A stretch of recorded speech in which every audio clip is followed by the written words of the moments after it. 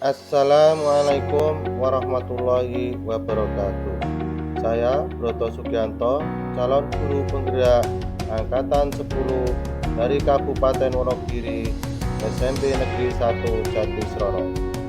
Pada kesempatan kali ini, saya akan melakukan aksi nyata kegiatan diseminasi di sekolah mengenai pemahaman dan pengalaman penerapan budaya. Pada pembelajaran kali ini saya didampingi oleh fasilitator yang luar biasa, beliau Ibu Siti Alia, dan pengajar praktek Ibu Kuntari Purwaningsih. Pada kegiatan diseminasi budaya positif kali ini dilatar belakangi yang pertama, belum menyeluruhnya pemahaman rekan-rekan guru tentang penerapan inti budaya positif di sekolah, seperti perubahan paradigma, belajar disiplin positif, kebutuhan manusia, motivasi perilaku manusia, posisi kontrol guru, keyakinan kelas, dan segitiga restitusi. Diharapkan jika seluruh konsep ini tersebut dipahami oleh seluruh warga sekolah, maka akan tercipta budaya positif yang baik di lingkungan sekolah. Yang kedua adalah murid tidak suka peraturan, karena selama ini ketika mereka melakukan pelanggaran, maka akan mendapatkan hukuman dan cenderung membuat mereka malu dan merasa terhina. Kemudian tujuan aksi nyata yang saya lakukan adalah yang pertama, menumbuhkan budaya positif di sekolah dengan meyakini nilai-nilai kebajikan universal serta meningkatkan pengetahuan dan pemahaman tentang budaya positif. Yang kedua, menciptakan murid yang merdeka dan diri yang kuat serta terbentuknya motivasi intrinsik pada murid yang membuat keyakinan.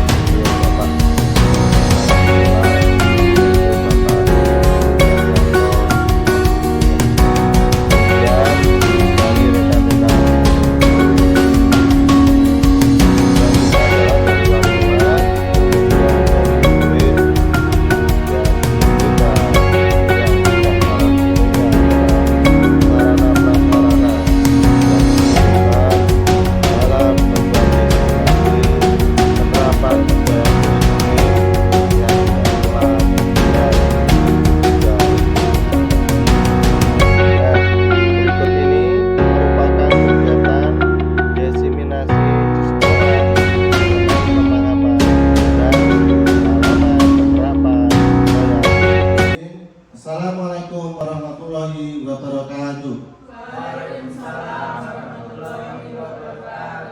Sebelumnya pada Bapak Ibu Guru yang saya hormati, marilah kita panjatkan puji syukur kehadirat Allah Tuhan Yang Maha Esa, yang mana pada hari ini kita masih diberi rahmat, hidayah, dan inayahnya sehingga kita semua bisa hadir di ruang ini untuk pemaparan dari saya, diseminasi hasil pengembangan profesi guru sosialisasi budaya positif. Sebelum kita lanjut Bapak Ibu semuanya, agar kegiatan pada hari ini kita diberi kelancaran, mari kita awali dengan bacaan basmalah bersama-sama. Bismillahirrahmanirrahim. Terima kasih. Bapak Ibu guru, kali ini saya dari guru penggerak, calon guru penggerak, fasilitator saya adalah Ibu Siti Alia, kemudian pengajar prakteknya adalah Ibu Pentari Purwaningsih. Bapak Ibu guru semuanya, sebelum kita lanjut ke materi yang akan saya paparkan pada kesempatan hari ini, mari kita briefing dulu supaya tidak tegang slow semuanya. Mari Bapak Ibu guru, silakan berdiri semuanya.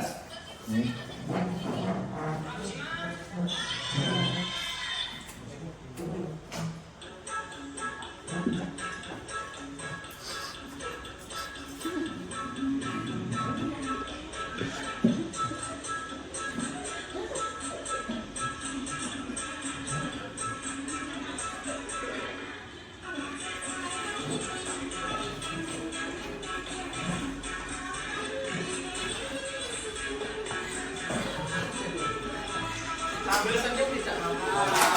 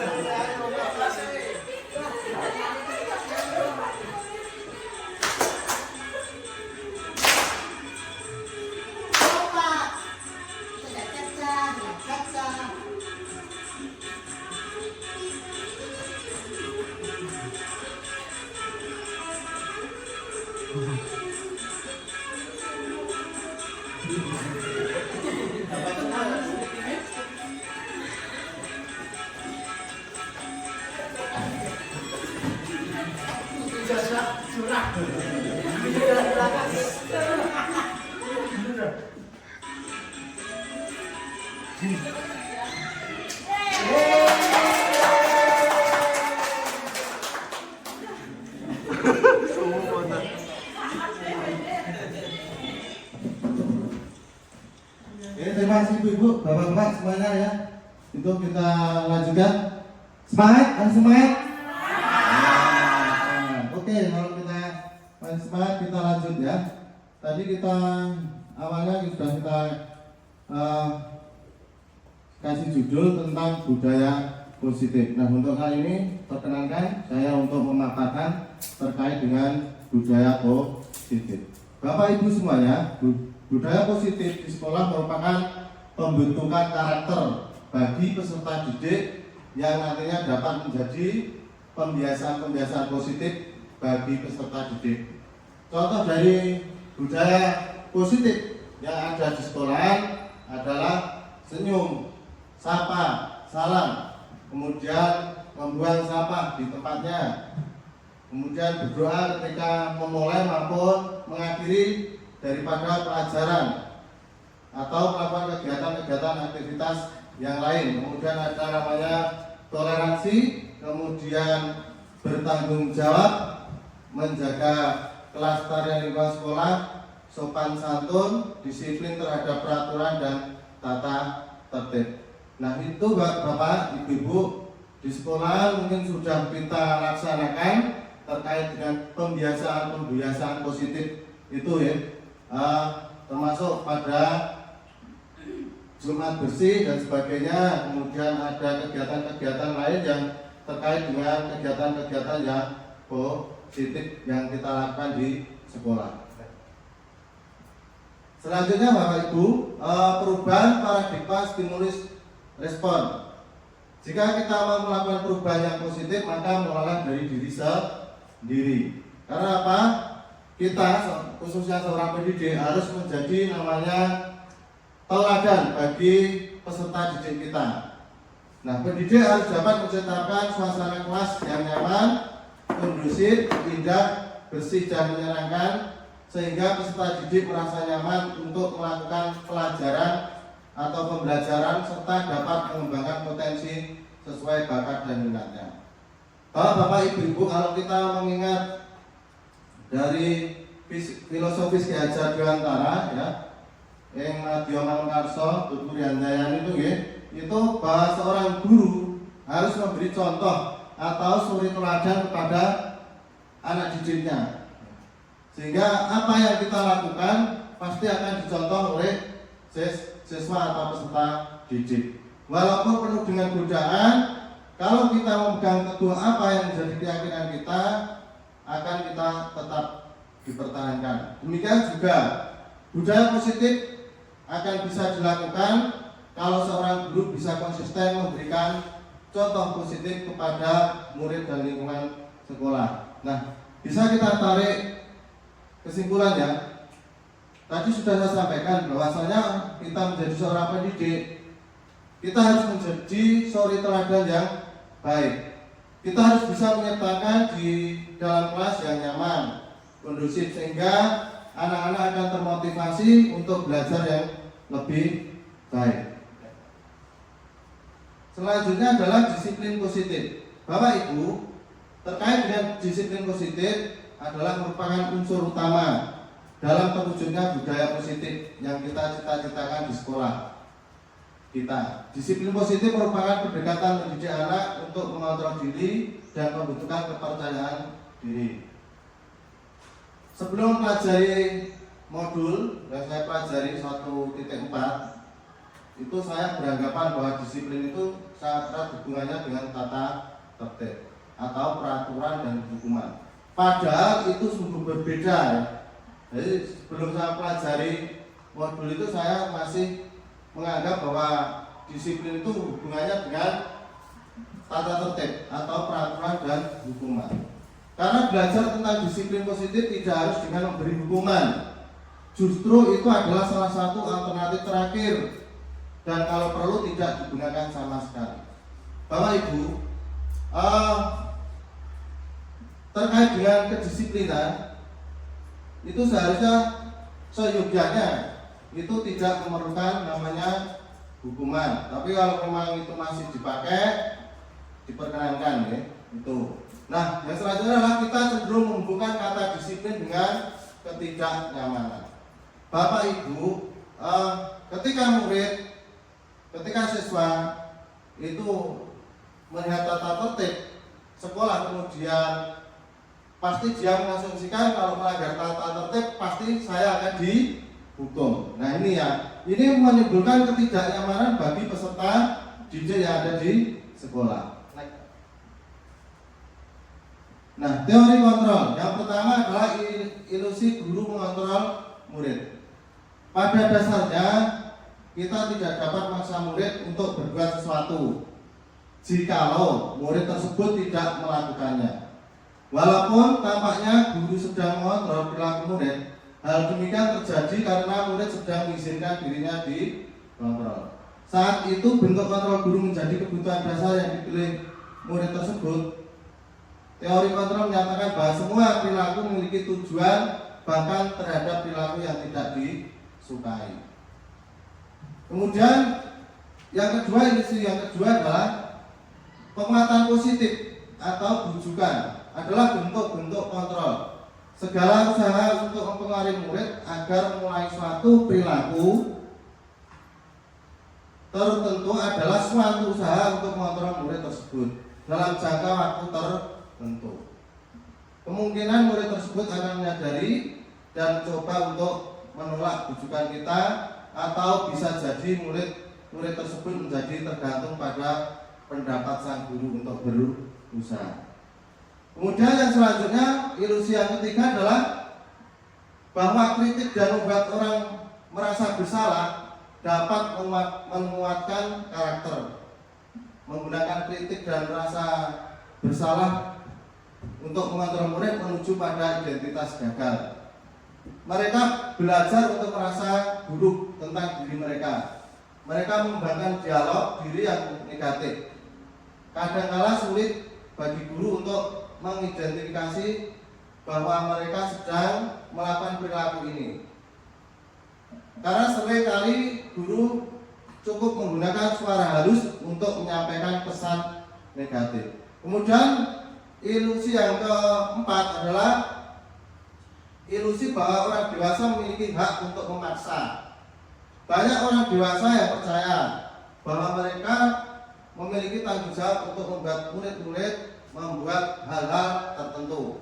Apapun yang dilakukan dapat diterima selama ada sebuah kemajuan berdasarkan sebuah pengukuran kinerja. Pada saat itu pula orang dewasa akan menyadari bahwa perilaku memaksa tidak akan efektif untuk jangka waktu panjang, dan sebuah hubungan permusuhan akan terbentuk. Nah, itu Bapak Ibu terkait dengan teori kontrol dan ilusi. Ya, ada pertama 1, 2, 3, 4. Bapak Ibu, bagaimana seseorang bisa berubah dari paradigma stimulus respon kepada pendekatan teori kontrol? Ya. Nah, ini menurut ahli, ya, itu mengatakan, ya, dari Stephen R. Covey itu mengatakan, bila kita ingin membuat kemajuan perlahan, sedikit-sedikit ubahlah sikap atau perilaku Anda. Namun bila kita ingin memperbaiki cara-cara utama kita, maka kita perlu mengubah kerangka acuan kita. Ubahlah bagaimana Anda melihat dunia, bagaimana Anda berpikir tentang manusia. Ubahlah paradigma Anda, skema pemahaman dan penjelasan aspek-aspek tertentu tentang realitas. Kalau kita mengacu pada teori ini Bapak Ibu, ya, peserta didik kita, murid-murid kita, ya, itu mengikuti kodrat zaman maupun kodrat alam, sehingga kita selaku pendidik tentunya harus bisa mengetahui apa yang diinginkan oleh siswa, sehingga kita harus bisa merubah paradigma kita, ya, dari paradigma yang lalu kita menuju paradigma yang tentunya sudah sesuai dengan perubahan zaman. Itu, ya. Next. Nah, terkait dengan itu, Ki Hajar Dewantara mengatakan bahwa untuk mencapai kemerdekaan atau dalam konteks pendidikan, kita saat ini untuk menciptakan murid yang merdeka, syarat utamanya adalah harus ada disiplin yang kuat. Disiplin yang dimaksud adalah disiplin diri yang memiliki motivasi internal. Jika kita tidak memiliki motivasi internal, maka kita memerlukan pihak lain untuk mendisiplinkan kita, atau motivasi eksternal karena berasal dari luar, bukan dari dalam kita sendiri. Kalau kita mengaca dari apa yang disampaikan dari Ki Hajar Dewantara, ya, disiplin dimulai dari diri kita sendiri, ya. Sebelum kita membentuk siswa untuk disiplin, mulailah dari diri kita, apalagi kita sebagai suri teladan. Maka disiplin ini harus kita terapkan dari diri kita pribadi. Kemudian yang selanjutnya adalah disiplin diri dapat membuat seseorang menggali potensinya menuju kepada sebuah tujuan, sesuatu yang dihargai dan bermakna. Dengan kata lain, disiplin diri mempelajari bagaimana cara kita mengontrol diri dan bagaimana menguasai diri untuk memilih tindakan yang mengacu pada nilai-nilai yang kita hargai. Dengan kata lain, seseorang yang memiliki disiplin diri berarti mereka bisa bertanggung jawab terhadap apa yang dilakukannya karena mereka berdasarkan tindakan mereka pada nilai-nilai kewajiban universal. Itu Bapak Ibu Guru terkait apa disiplin yang disampaikan menurut Ki Hajar Dewantara. Selanjutnya teori motivasi, hukuman, dan penghargaan. Bapak Ibu terkait dengan motivasi perilaku manusia, bahwa manusia itu cenderung untuk menghindari ketidaknyamanan atau hukuman. Jadi saya sudah sampaikan di atas bahwasanya siswa itu pengen menghindari rasa ketidaknyamanan atau hukuman. Ya, itu. Yang kedua, untuk mendapatkan imbalan atau penghargaan dari orang lain. Nah, bentuk imbalan atau penghargaan dari orang lain ini bermacam-macam, ya. Itu. Kemudian untuk menjadi orang yang merdeka, mereka inginkan dan menghargai diri sendiri dengan nilai-nilai yang mereka percaya. Selanjutnya adalah teori motivasi, hukuman, dan penghargaan, restitusi. Ya. Dalam menjalankan peraturan atau keyakinan kelas, bila mana ada sesuatu pelanggaran, tentunya sesuatu harus terjadi. Untuk itu kita perlu meninjau ulang tindakan penegakan peraturan atau keyakinan sekolah kita selama ini. Tindakan terhadap suatu pelanggaran pada umumnya berbentuk hukuman atau konsekuensi. Dalam hal ini, modul yang saya pelajari ini akan diperkenalkan dengan program disiplin positif yang dinamakan adalah restitusi. Nah, apa yang dimaksud dengan restitusi? Restitusi adalah proses menciptakan kondisi bagi murid untuk memperbaiki kesalahan, sehingga mereka bisa kembali pada kelompok mereka dengan karakter yang lebih kuat. Sehingga diharapkan dengan restitusi ini, anak-anak yang mempunyai permasalahan bisa dituntaskan dengan tidak menimbulkan permasalahan di belakang hari. Hukuman bersifat satu arah. Kenapa satu arah? Hukuman biasanya datangnya adalah dari pihak guru yang memberikan, dan murid hanya menerima suatu hukuman tanpa melalui suatu kesepakatan. Jadi ada namanya seorang guru itu menjadi penghukum karena tidak melalui pertanyaan dulu. Contoh, ketika anak terlambat sekolah langsung disuruh push up 10 kali. Nah, ini seorang guru berarti menjadi penghukum. Karena apa? Tidak ditelusuri kenapa dia terlambat sekolah. Ya. Sehingga peserta didik tahu-tahu harus tidak tanpa kesepakatan harus melakukan apa yang menjadi hukuman karena terlambat sekolah. Nah, ini hukuman yang diberikan bisa berupa fisik maupun psikis. Bentuknya fisik itu contoh dengan ucapan-ucapan, bisa dengan tunjuk tangan, ya, bisa dengan perkataan. Kemudian ada nama fisik tadi sudah saya sampaikan, bisa dengan berputar mengelilingi halaman atau yang lain. Nah, anak akan merasa disakiti apabila disuruh misalnya push up 10 kali, kemudian berkeliling secara fisik halaman. Ya, ini. Selanjutnya, Pak. Ini contoh daripada posisi guru sebagai penghukum. Ya.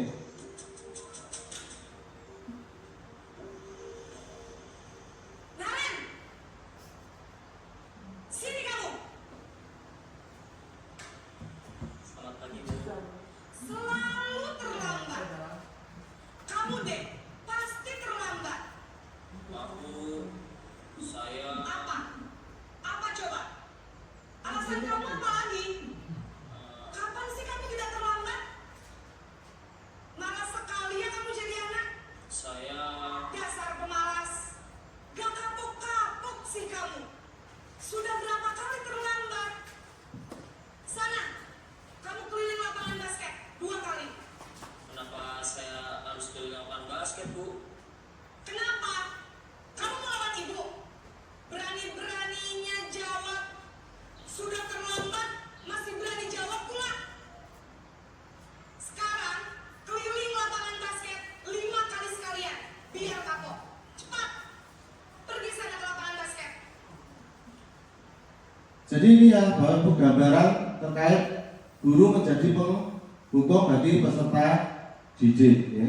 Jadi ketika anak terlambat sekolah atau datang ke sekolah, maka yang pertama dilakukan oleh guru tersebut adalah memberikan hukuman kepada siswa. Jadi siswa tidak diberi kesempatan untuk menguraikan kenapa dia terlambat. Hingga langsung seorang guru menjadi penghukum menyuruh anak peserta didiknya untuk memutari lapangan basket. Ini adalah bentuk penghukum.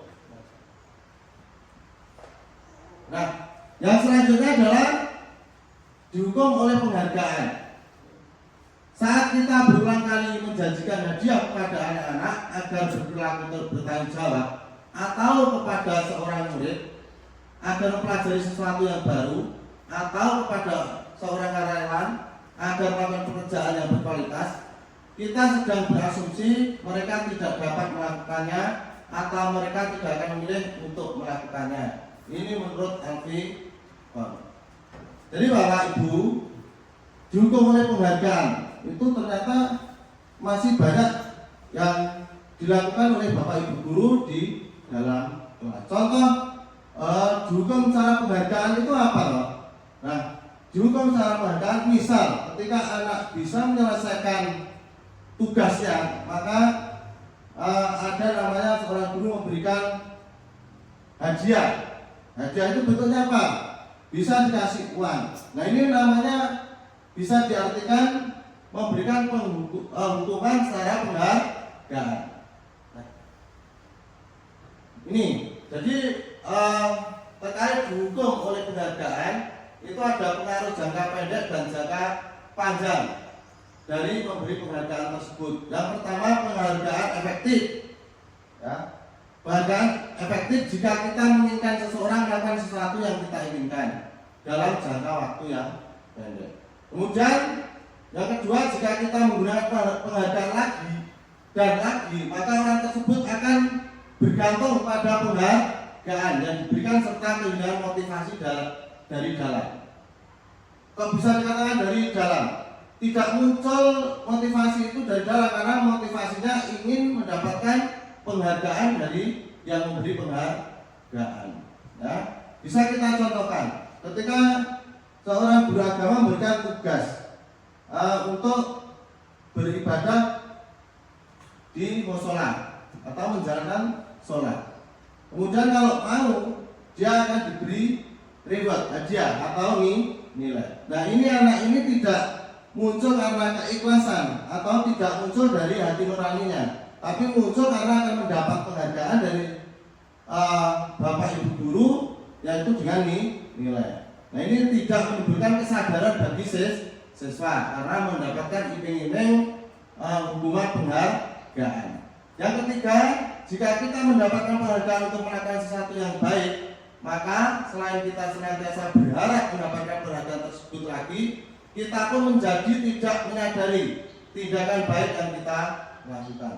Sehingga tadi saya katakan, kalau suruh sholat ke masjid akan mendapat nilai yang baik, tapi tidak menyadari bahwa tindakan baik itu yang dilakukan itu hanya untuk mendapatkan nilai. Jadi tidak dari keikhlasan sehingga apa yang ditunaikan itu seperti dipaksakan sendiri. Nah, ini dampak dari dihukum oleh penghargaan tadi adalah penghargaannya tidak efektif karena ketika seorang guru tidak memberikan penghargaan lagi, maka seorang peserta didik itu nanti juga tidak akan melakukan kebiasaan yang baik, ya, karena sudah tidak ada penghargaan, ya. Jadi tidak efektif. Kemudian penghargaan merusak hubungan, ya. Sehingga ketika tidak sudah diberi namanya penghargaan oleh seorang guru, maka peserta didik tadi sudah acuh tak acuh, ya, tidak mau melakukan, sehingga akan terjadinya merusak hubungan. Kemudian penghargaan mengurangi ketepatan. Yang keempat adalah menurunkan kualitas, ya. Karena siswa sudah malas untuk belajar lagi ketika tidak ada penghargaan dari seorang guru. Kemudian juga mematikan kreativitas. Kemudian yang terakhir adalah penghargaan menghukum. Nah, sehingga yang diperlukan adalah motivasi dari dalam diri atau intrinsik, ya. Apa maksudnya? Saat seorang anak belajar pertama kali menggabungkan huruf-huruf dan kata-kata serta menyadari bahwa ia dapat membaca, timbul pijar di matanya dan sebuah senyuman di wajahnya. Anak tersebut begitu gembira bahwa ia telah mempelajari dan menguasai suatu keterampilan baru. Kesadaran akan kemampuannya bahwa dia sudah dapat membaca sendirinya sudah merupakan sebuah penghargaan. Nah ini ya, yang diharapkan adalah penghargaan itu timbul dari pribadinya sendiri, ya, bukan dari orang lain. Apa artinya? Ketika anak kita mengajari anak, ya, waktu kecil mungkin berhitung 1, 2, 3, 4, kemudian dia bisa, ketika dia melakukan sendiri bisa, maka dia akan senang dan mengatakan, oh ibu, oh bapak, saya sudah bisa berhitung. Nah ini namanya motivasi datang dari dalam diri sendiri, itu. Karena anak-anak TK itu kan menyenangkannya ketika dia bisa itu dengan gembira, ya. Jadi tanpa penghargaan dari orang lain, artinya tidak mengharap penghargaan, tapi kalau ketika dia bisa melakukan sesuatu, misalnya membaca atau berhitung, dia pasti akan senang, merasa senang. Kemudian konsekuensi. Bapak Ibu terkait dengan konsekuensi sudah terencana tentunya dan sudah disepakati, ya, bahwa dan disetujui oleh murid dan guru. Umumnya bentuk-bentuk konsekuensi dibuat oleh guru atau sekolah dan murid sudah mengetahui sebelumnya konsekuensi yang akan diterima bila ada pelanggaran. Pada konsekuensi atau yang didiskusikan bersama, maka murid tetap dibuat tidak nyaman untuk jangka waktu pendek. Ketika ada konsekuensi belum terbiasa, maka siswa akan merasa menjadi beban dan tidak nyaman dengan konsekuensi yang telah disepakati. Konsekuensi biasanya diberikan berdasarkan suatu data yang umumnya dapat diukur. Selanjutnya adalah restitusi. Melalui restitusi, ketika murid berbuat salah, guru akan menanggapi dengan cara yang memungkinkan murid untuk membuat evaluasi internal tentang apa yang dapat mereka lakukan untuk memperbaiki kesalahan mereka dan mendapatkan kembali harga dirinya.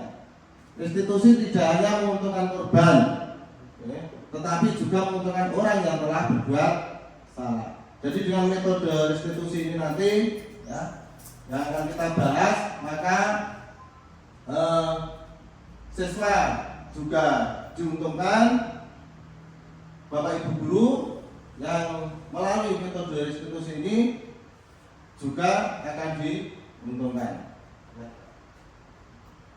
Nah, ini Bapak Ibu guru, ciri-ciri restitusi yang membedakannya dengan program disiplin lainnya adalah yang pertama, restitusi bukan untuk menebus kesalahan, namun untuk belajar dari kesalahan.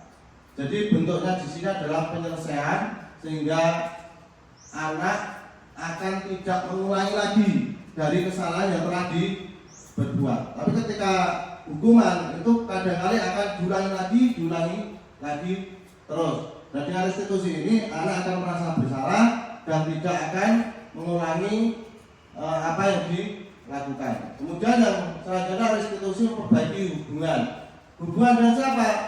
Tentunya hubungan dengan warga sekolah.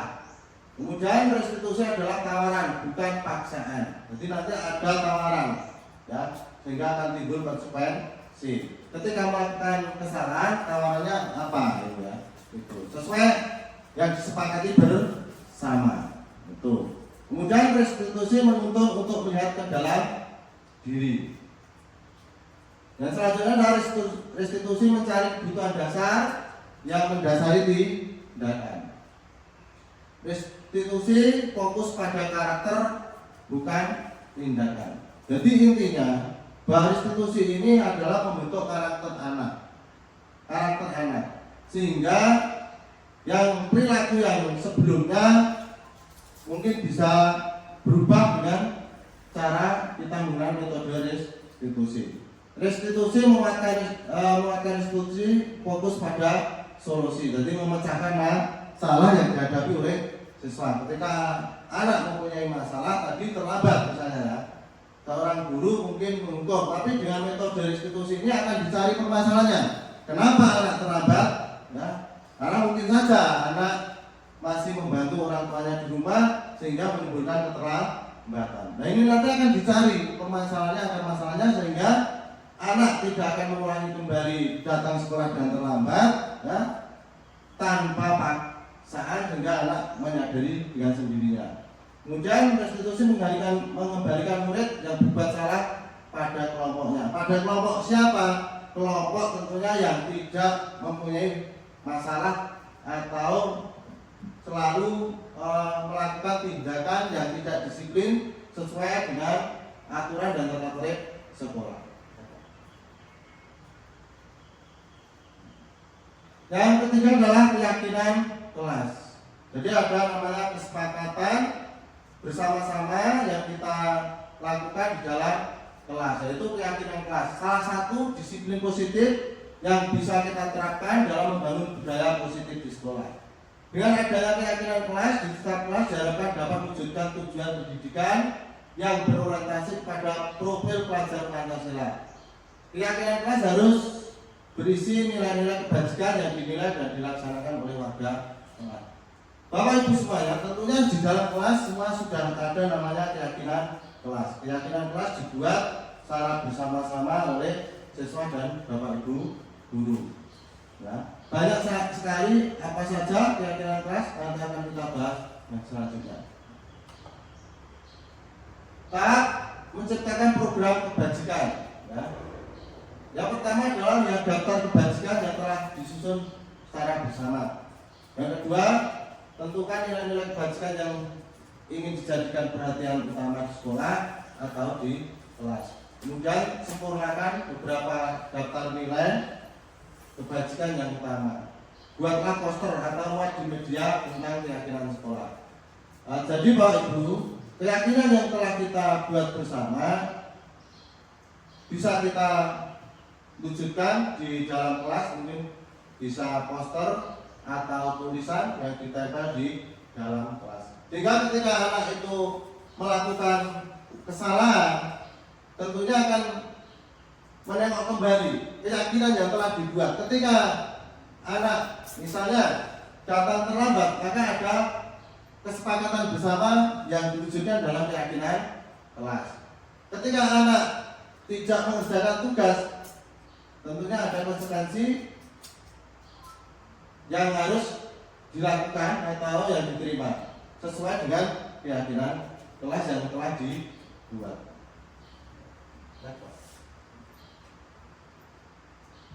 Nah ini terkait pembentukan keyakinan sekolah atau kelas. Yang pertama, keyakinan kelas bersifat lebih abstrak daripada peraturan yang lebih rinci dan konkret. Ya. Yang kedua adalah keyakinan kelas berupa pernyataan-pernyataan universal. Yang ketiga, pernyataan keyakinan kelas senantiasa dibuat dalam bentuk positif. Ya. Yang selanjutnya adalah keyakinan kelas hendaknya tidak terlalu banyak, sehingga mudah diingat dan dipahami oleh semua warga kelas, yaitu peserta didik. Yang selanjutnya adalah keyakinan kelas baiknya sesuatu yang dapat diterapkan di lingkungan tersebut. Selanjutnya adalah semua warga kelas hendaknya ikut berkontribusi dalam pembuatan keyakinan kelas lewat kegiatan curah pendapat. Tadi sudah saya sampaikan bahwa untuk membuat keyakinan kelas itu melibatkan semua atau berdiskusi secara bersama. Kemudian bersedia meninjau kembali keyakinan kelas dari waktu ke waktu. Sesuai tidak apabila ada kesalahan atau permasalahan yang timbul kemudian di keyakinan kelas itu tidak ada tercantum, belum tercantum, maka kita tinjau kembali keyakinan kelas itu sudah sesuai atau belum. Kalau belum sesuai berarti kita tambahkan lagi untuk kita bentuk menjadi keyakinan kelas atau sekolah. Nah ini, jadi proses membuat keyakinan kelas ya. Nah kita melibatkan siswa, semua membuat pendapatnya, kemudian nanti kita ambil kesimpulan mana yang harus kita gunakan di keyakinan kelas.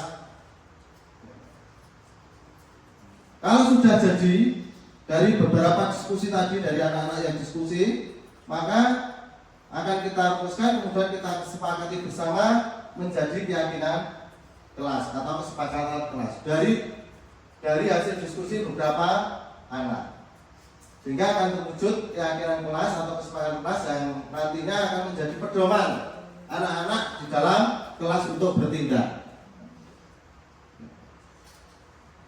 Kemudian adalah kebutuhan dasar manusia. Seluruh tindakan manusia memiliki tujuan tertentu. Semua yang dilakukan adalah usaha terbaik kita untuk mendapatkan apa yang kita inginkan. Ketika kita mendapatkan apa yang kita inginkan, sebetulnya saat itu kita sedang memenuhi satu atau lebih dari satu kebutuhan dasar kita, yaitu yang pertama adalah kebutuhan untuk bertahan hidup atau survival. Yang kedua adalah kasih sayang dan rasa diterima. Yang ketiga adalah kebebasan. Yang keempat adalah kesenangan. Kemudian yang keempat, yang selanjutnya adalah penguasaan. Bapak Ibu, semua peserta didik tentunya pengen mempunyai kebutuhan. Nah, kebutuhannya bermacam-macam. Sehingga seorang pendidik harus tahu antara siswa satu yang lain berbeda. Contoh saja kalau kita mengajar. Ketika kita mengajar, ada namanya kebutuhan yang satu, kita menjelaskan atau pakai ceramah. Ya. Ada yang senang, ada murid yang mungkin dengan metode ceramah itu siswa tidak suka. Maka kita harus memenuhi kebutuhan siswa. Dengan apa? Dengan menggunakan metode pembelajaran tentunya. Metode pembelajaran yang diinginkan sesuai kebutuhan siswa. Misalnya pakai media. Medianya apa untuk memenuhi kebutuhan siswa? Ya. Kalau anak-anak yang senang membaca, kita arahkan ke perpus untuk literasi. Kemudian anak-anak yang sukanya menonton, berarti kita menggunakan alat LCD, kemudian kita memakai YouTube dan sebagainya. Kemudian kasih sayang dan rasa diterima. Nah, kalau dulu mungkin ada namanya siswa atau peserta didik itu, kalau waktu saya itu namanya dicireni, ya, dibedak-bedak nih. Nah, kalau sekarang semua siswa itu harus merasa sama, mendapatkan kasih sayang oleh semua guru, baik itu mungkin secara kecerdasan lebih maupun bagi peserta didik yang kecerdasannya di bawah rata-rata. Betul. Kemudian siswa harus diberi kebebasan untuk berekspresi dan berkreativitas. Tuh. Kemudian kesenangan. Tadi sudah saya sampaikan bahwa kesenangan antara siswa satu dengan yang lain berbeda-beda cara mendapatkan kita pembelajarannya. Tuh ya. Jadi ketika seorang murid melakukan sesuatu perbuatan yang bertentangan dengan nilai-nilai kebajikan atau melanggar peraturan, hal itu sebenarnya dikarenakan mereka gagal memenuhi kebutuhan dasar. Nah ini, jadi kita seorang peserta, seorang guru harus peka terhadap anak didik kita. Kemudian yang kelima adalah posisi kontrol. Ya. Menurut Diana Goshen dalam bukunya Restitution Turing School Discipline, mengemukakan bahwa guru perlu meninjau kembali penerapan disiplin di dalam ruang-ruang kelas mereka selama ini. Apakah telah efektif? Apakah berpusat, memerdekakan, dan memandirikan murid? Bagaimana dan mengapa? Nah, ini menjadi pertanyaan kita ketika kita di dalam kelas ya, di kelas ya. Apakah kita sudah memerdekakan murid? Artinya apa? Memberi kebebasan pada siswa untuk mengembangkan pendapat ya. Kemudian berpusat pada siswa. Apakah kita sudah memberikan kebebasan untuk pembelajaran berpusat pada peserta didik? Kita tinjau lagi kepada diri kita ya. Kalau menurut filosofis Ki Hajar Dewantara, pembelajaran itu seyogyanya, sebaiknya harus berpusat pada peserta didik. Jadi kalau zaman dulu itu berpusat pada guru, kalau sekarang berpusat pada peserta didik. Guru ceramah, peserta didik mendengarkan. Sekarang kebalikannya, jadi peserta didik itu bukan objek, tapi subjek. Peserta didik mengenai pendapat, Bapak Ibu guru mendengarkannya. Yang selanjutnya adalah teori kontrol dari William Besser. Ya. Berkesimpulan ada 5 posisi kontrol yang diterapkan seorang guru, orang tua ataupun atasan dalam melakukan kontrol.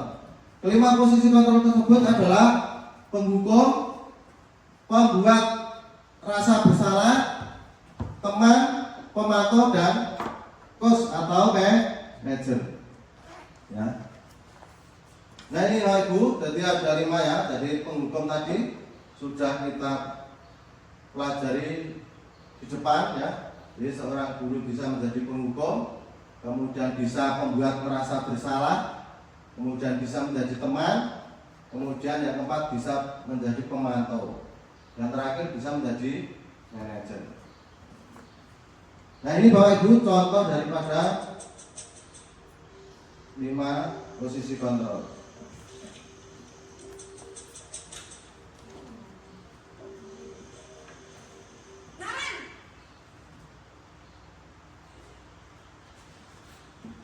Selamat pagi, Bu. Naren, kamu kenapa terlambat lagi, Nak? Ya Tuhan, Naren, kamu senang ya bikin ibu susah ya? Kalau kamu terlambat lagi, nanti ibu yang ditegur bapak kepala sekolah, Nak. Disangka ibu tidak bisa membina kamu. Duh, gimana ini? Maaf, Bu. Duh, Gusti Naren, kamu suka ya kalau ibu ditegur bapak kepala sekolah? Terus, sekarang ibu harus tulis apa ini di buku absen? Ini kamu sudah sering terlambat loh. Ibu harus apa coba? Maaf, Bu. Maaf sekali. Ya sudah, lain kali jangan bikin ibu susah lagi ya nak ya. Ibu tidak akan kuat lagi kalau kamu begini terus. Bisa jantungan kalau ibu tegur bapak kepala sekolah. Sana cepat ke kelas. Maaf ya, Bu. Maaf sekali.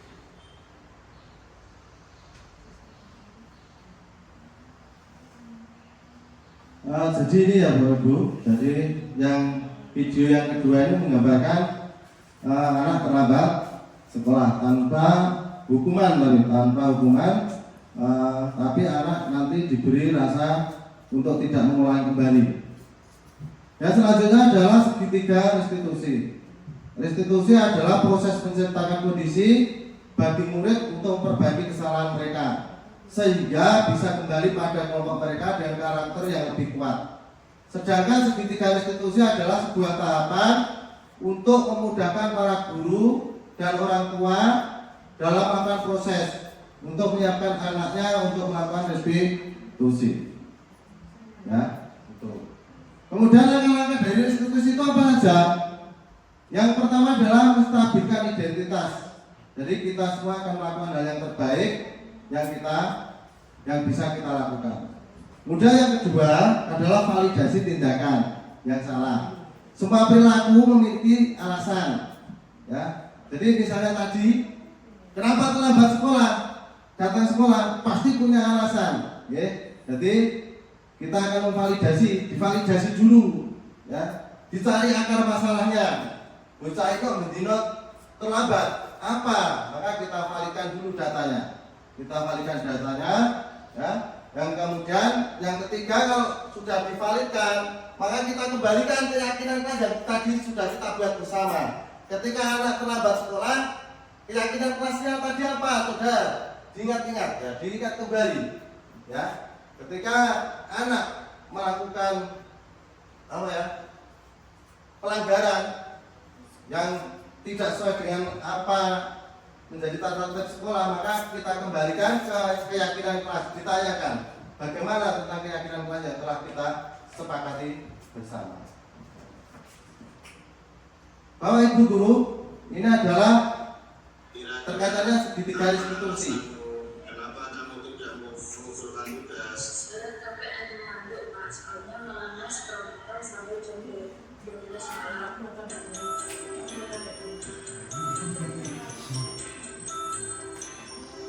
Ini Bapak Ibu, ya.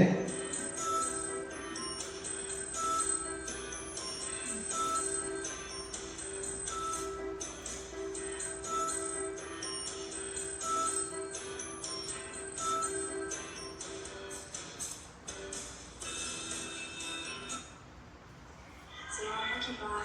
Selamat pagi, ya. Silakan dulu. Oke. Kamu tahu nggak kamu dipanggil Pak untuk kesini kenapa? Mungkin berkaitan dengan tugas Pak. Kemarin kamu masuk kan? Iya Pak, masuk tetapi saya tidak menggunakan tugas. Kemudian semua orang pasti pernah melakukan kesalahan. Pak Broto pun juga sama. Namun setiap kesalahan pasti ada alasannya. Kira-kira apa alasanmu? Kenapa kamu tidak mengusulkan tugas? Tapi ada manduk Pak, soalnya melanggar protokol sampai jam 12 malam. Akhirnya saat pelajaran mengantuk. Mengantuk, kamu masih ingat keyakinan kelas kita? Masuk Pak. Kalau kamu masih ingat apa yang kamu lakukan itu sudah sesuai dengan keyakinan kelas kita belum? Belum Pak. Nah, kalau belum, keyakinan apa yang tidak sesuai dengan perbuatanmu itu? Selalu bertanggung jawab Pak. Nah, berarti kamu sudah tahu itu tidak sesuai dengan keyakinan kelas kita. Kira-kira apa solusi yang kamu tawarkan untuk memperbaiki kesalahanmu? Iya Pak. Pertama, saya minta maaf karena tidak menunjukkan tugas. Kedua, saya tidak akan tertidur terlalu malam lagi. Dan yang ketiga, saya akan mengerjakan tugas dari Pak Broto dan akan saya tunjukkan besok pagi. Baik, saya apresiasi atas tanggung jawabmu. Nah, lakukan dengan baik, Mel. Terus ini kamu boleh kembali istirahat. Terima kasih Pak Broto. Permisi. Jadi ini anak yang tidak mengerjakan tugas, ya, Bu. Ini yang kedua, kasus yang kedua.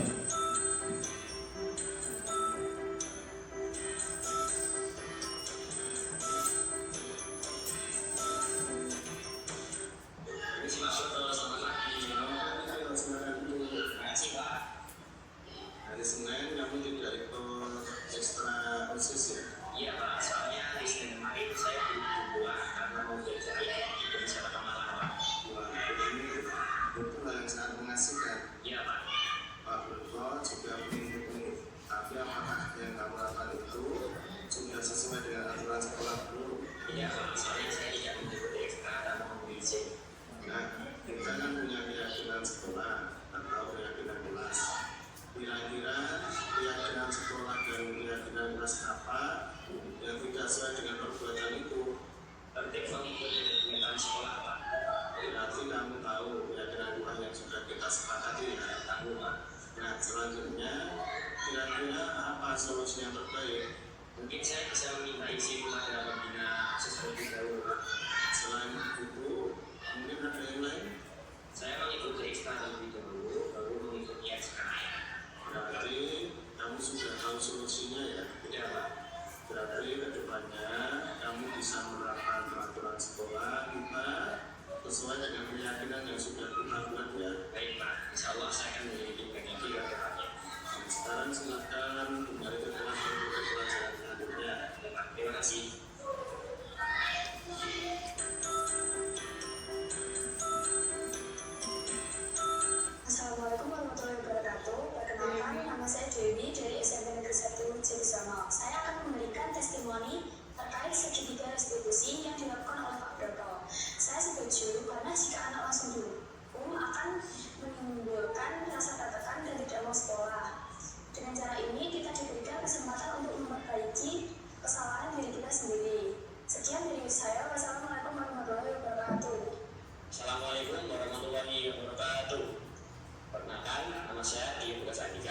dari SMP Negeri 1 Jatisrono akan memberikan testimoni terkait segitiga restitusi yang telah dilakukan oleh Pak Broto. Saya setuju karena jika siswa langsung diberi hukuman secara langsung akan membuat siswa menjadi trauma dan malu. Dengan cara ini, siswa akan memperbaiki kesalahan yang telah diperbuatnya dan juga tidak akan mengulangi perbuatan yang sama. Sekian dari saya. Wassalamualaikum warahmatullahi wabarakatuh.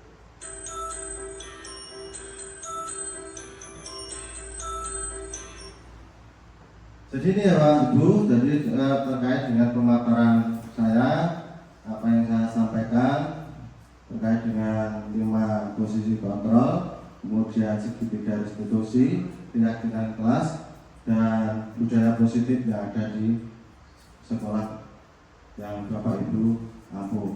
Untuk itu dari saya cukupi. Terima kasih banyak.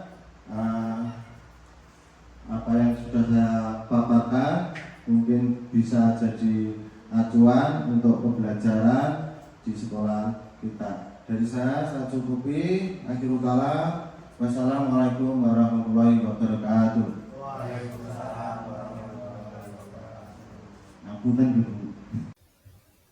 Berikut ini adalah refleksi dari kegiatan diseminasi.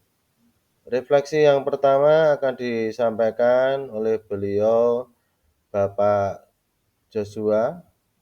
Beliau mengampu mata pelajaran bimbingan konseling kelas 8 di SMP Negeri 1 Jatisrono. Kemudian yang selanjutnya, refleksi yang kedua akan disampaikan oleh beliau Ibu Eni. Beliau adalah guru matematika kelas 7. Beliau juga dari SMP Negeri 1 Jatisrono. Nah, berikut ini adalah refleksi yang akan disampaikan oleh Bapak Ibu guru tersebut. Assalamualaikum warahmatullahi wabarakatuh. Perkenalkan, nama saya Eko Yuswa Sutamso. Saya mengajar di kelas 8 SMP Negeri 1 Jatisrono, mata pelajaran bimbingan konseling. Perkenalkan, pada kali ini saya akan menyampaikan refleksi terkait dengan diseminasi budaya positif di sekolah yang disampaikan beliau Bapak Broto Sugianto. Tentu saja apa yang beliau sampaikan ada sisi kelebihan maupun kekurangan. Yang pertama, sisi kelebihannya yaitu apa yang beliau sampaikan terkait 5 posisi kontrol keyakinan kelas dan segitiga restitusi sangat menarik dan bisa dijadikan referensi untuk diimplementasikan dalam kegiatan pembelajaran khususnya di SMP Negeri 1 Jatisrono. Sedangkan kekurangannya, belum ada sesi tanya jawab dalam kegiatan diseminasi tersebut. Demikian refleksi dari saya. Wassalamualaikum warahmatullahi wabarakatuh. Assalamualaikum warahmatullahi wabarakatuh. Perkenalkan, nama saya Ibu Eni. Saya guru SMP Negeri 1 Jatisrono, mengajar pada mata pelajaran matematika kelas 7. Pada kesempatan kali ini saya akan menyampaikan refleksi terkait dengan kegiatan diseminasi yang dilakukan oleh beliau Bapak Broto. Dari kegiatan diseminasi saya sangat senang sekali, karena dari apa yang dipaparkan, saya mendapatkan pengetahuan tentang 5 posisi kontrol, keyakinan kelas, dan segitiga restitusi. Dari pengetahuan tersebut bisa menjadi inspirasi bagi saya untuk saya implementasi dalam kegiatan pembelajaran saya. Terima kasih Pak Broto atas ilmunya. Wassalamualaikum warahmatullahi wabarakatuh. Demikian aksi nyata dari saya modul 1.4 budaya positif. Salam guru penggerak, tergerak, bergerak, dan menggerakkan. Wassalamualaikum warahmatullahi wabarakatuh.